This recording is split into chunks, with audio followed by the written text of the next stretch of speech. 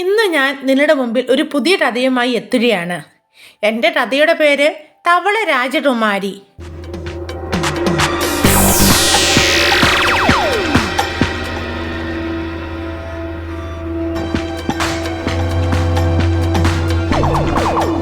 ഭാഗം 1. കഥ തുടങ്ങട്ടെ. പണ്ട് ഒരു രാജാവിന് 3 പുത്രന്മാർ ഉണ്ടായിരുന്നു. പുത്രന്മാർക്ക് വിവാഹപ്രായമെത്തിയപ്പോൾ രാജാവ് അവരെ വിളിച്ച് ഇങ്ങനെ പറഞ്ഞു: മക്കളെ, എനിക്ക് പേരക്കിടാനുള്ളത് കണ്ടിട്ട് വേണം മരിക്കാൻ. അതുകൊണ്ട് നിങ്ങൾ വിവാഹം ചെയ്യണം. പുത്രന്മാർ പറഞ്ഞു: അങ്ങനെ ആരട്ടെ അച്ഛാ, ഞങ്ങൾ ആരെയാണ് കല്യാണം കഴിക്കേണ്ടത്? നിങ്ങൾ ഓരോരുത്തരും പുൽത്തരടിയിൽ പോയി ഓരോ അമ്പ് ചെയ്യണം. അമ്പ് ചെന്നു വീഴുന്നിടത്ത് നിങ്ങളുടെ വധുക്കളെ കണ്ടുമുട്ടും.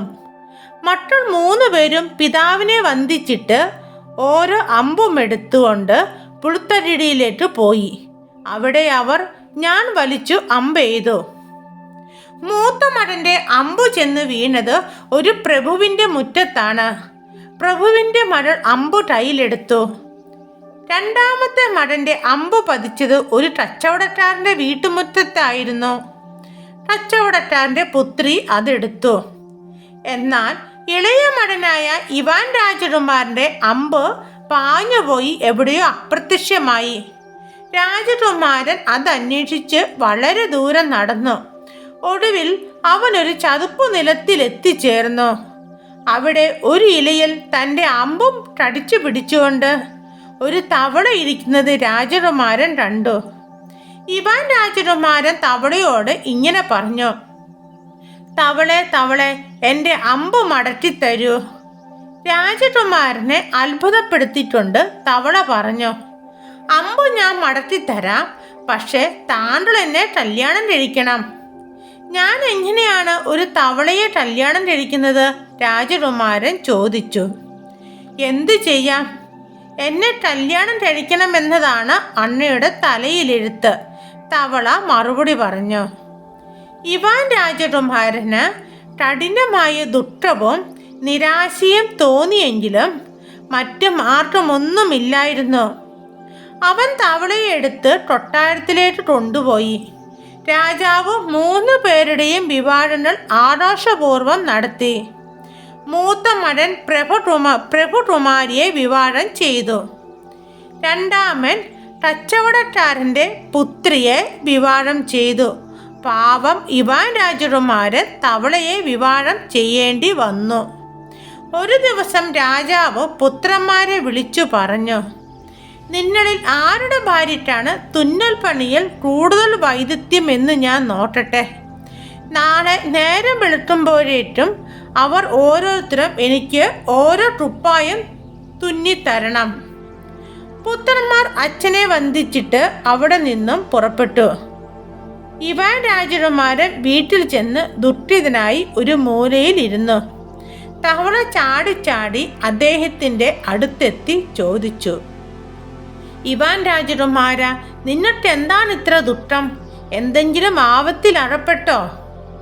നാളെ നേരം വെളുക്കുമ്പോഴേക്കും നീ എൻ്റെ അച്ഛനൊരു കുപ്പായം തുന്നിക്കൊടുക്കണമെന്ന് അദ്ദേഹം ആവശ്യപ്പെട്ടിരിക്കുന്നു. രാജകുമാരൻ തവളയോട് നടന്ന സംഭവങ്ങൾ പറഞ്ഞു. തവള പറഞ്ഞു: വ്യസനിക്കേണ്ട ഇവാൻ രാജകുമാര, പോയി സമാധാനമായി ഉറങ്ങൂ. രാത്രിയിൽ എന്തെങ്കിലും വഴിയുണ്ടാകും. തവളയുടെ ഉറപ്പിൽ വിശ്വാസമുണ്ടായില്ലെങ്കിലും ഇവാൻ രാജകുമാരൻ താമസിയാതെ കിടന്നുറങ്ങി. രാജകുമാരൻ നല്ല ഉറക്കമായതും തവള വാതിൽപ്പടിയിന്മേൽ ചാടി കയറിയിട്ട് അതിൻ്റെ തൊലി അഴിച്ചു മാറ്റി. ഉടൻ തന്നെ അത് ബുദ്ധിമതിയും സുന്ദരിയുമായ വസിലീസ രാജകുമാരിയായി മാറി.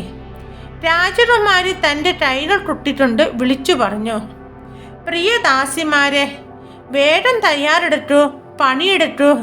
നാളെ നേരം വെളുക്കുമ്പോഴേക്കും എൻ്റെ അച്ഛൻ ധരിച്ചിരുന്ന മാതിരിയുള്ള ഒരു കുപ്പായം തുന്നി എന്നെ ഏൽപ്പിക്കണം. പിറ്റേന്ന് രാവിലെ ഇവാൻ രാജകുമാരൻ ഉണർന്നപ്പോൾ തവള പതിവ് പോലെ തറയിൽ ചാടി നടത്തുന്നുണ്ടായിരുന്നു. മേശപ്പുറത്ത് ഒരു ലിനൻ തൂവാലയിൽ അതിമനോഹരമായി ഒരു കുപ്പായം ഇരിക്കുന്നു. ഇവാൻ രാജകുമാരന് സന്തോഷമായി.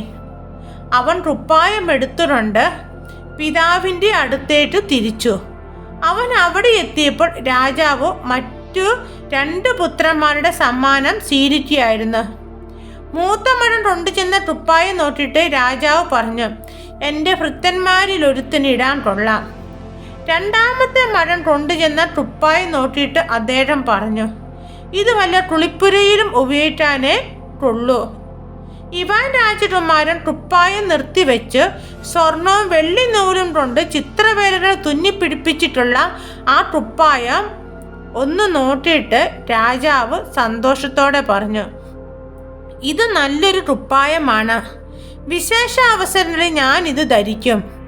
മൂത്ത സഹോദരന്മാർ ഇരുവരും വീട്ടിലേക്ക് മടങ്ങും വരി സംസാരിച്ചു. ഇവാന്റെ ഭാര്യയെ നമ്മൾ പരിഹസിച്ചത് വെറുതെയാണ്. അവൾ ഒരു തവളയല്ല, ഒരു മന്ത്രവാദിനിയാണ്. നിങ്ങൾക്കെല്ലാവർക്കും ഈ കഥ ഇഷ്ടപ്പെട്ട് കാണുമെന്ന് വിചാരിക്കുന്നു. ഉടൻ തന്നെ ഇതിൻ്റെ 2ാം ഭാഗവുമായി ഞാൻ വരുന്നതായിരിക്കും.